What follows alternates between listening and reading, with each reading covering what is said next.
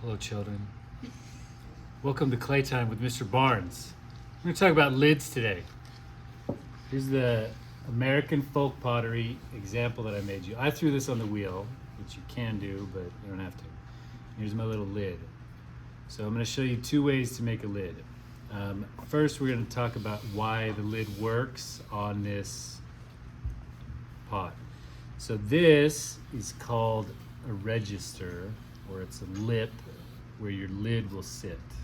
Okay, so I made this all on the wheel, but you can do this once you get your vase built and you get up to the neck and you're ready to do the lid.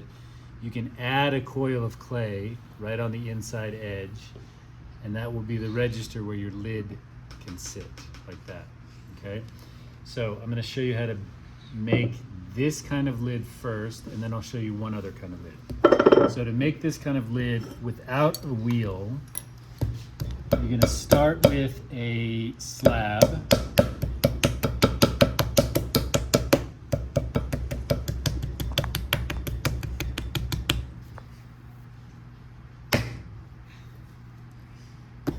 So make sure that your slab is way bigger than you think you're going to need for your lid. Then if you get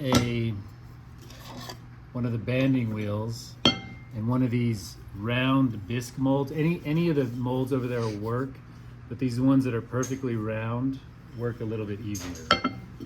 Kind of center that. It doesn't have to be perfect. And then you're going to take your slab and drop it onto the form.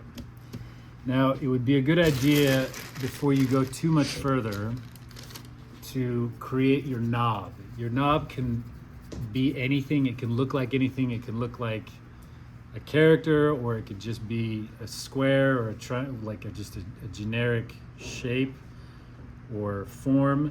I'm going to do a little coil. Okay, so again, when we attach two pieces of clay together, we got to score and slip.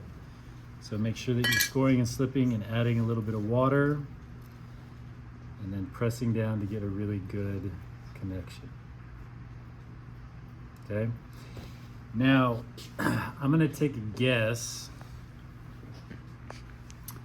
on, so this is, obviously this is not going to work as a lid, right? It's too big.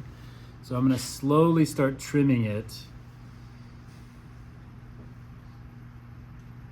to fit. So I'm pretty sure that this is still way too big, but I'm going to cut this off.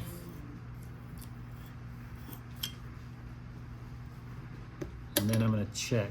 So before you go much, once you get to this part, dry it with a hair dryer until it's leather hard, because you do need this to kind of hold its shape. Otherwise it's going to be more difficult to do. So I'll bring this over and we'll check and see how close I am to getting this to fit. So it's still way, way, way too big. So we'll cut a little bit more off.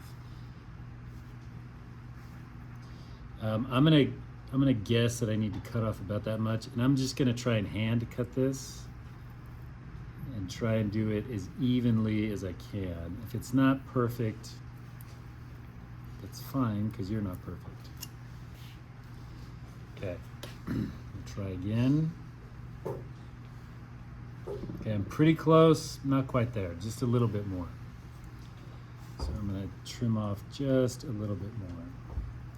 Now, if you're doing this and you accidentally trim off too much, and then your lid is too small to fit your register, meaning it's going to want to fall inside of your pot, the way you can fix that.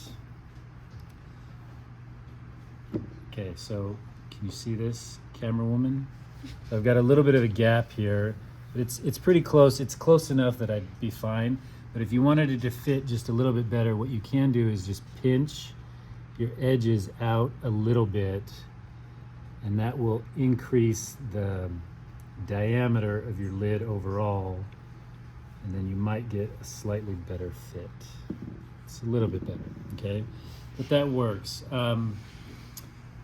So that's the first way to make a lid. The second way, you don't have to have the inside coil for the register. It's not necessary for the second type. So the second type, you're going to start the same way with a nice slab.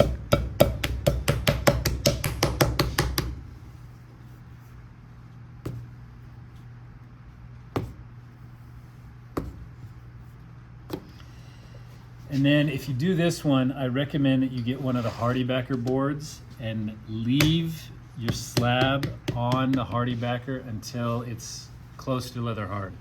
This project does not work, or the building the lid this way does not work unless your clay is leather hard. So your vase should already be leather hard before you attempt to do this. And you don't need any special measuring tools or anything. So I'm going to put this kind of in the middle, and I'm going to check and make sure I have plenty of space around the outside. And then I'm just going to wiggle this or rotate it around a little bit, and it'll leave an imprint of my rim. So now I can see where the outside of my rim is and the inside. I'm going to cut this, and I'm just going to do this by hand. I'm going to leave about, I'm going to say like 1/2 inch of a lip all the way around this. And then with some of the excess clay that I have here, I'm going to roll a coil out. And then on the inside edge, so not too close to the inside edge, maybe sort of about 1/4 inch in, you're going to score your circle all the way around, score your coil, add a little bit of water to your coil, and then make sure that you're pressing your coil down just like you did with all your other coils. And then make sure that you weld this to the bottom of your lid. So this is essentially the bottom of your lid.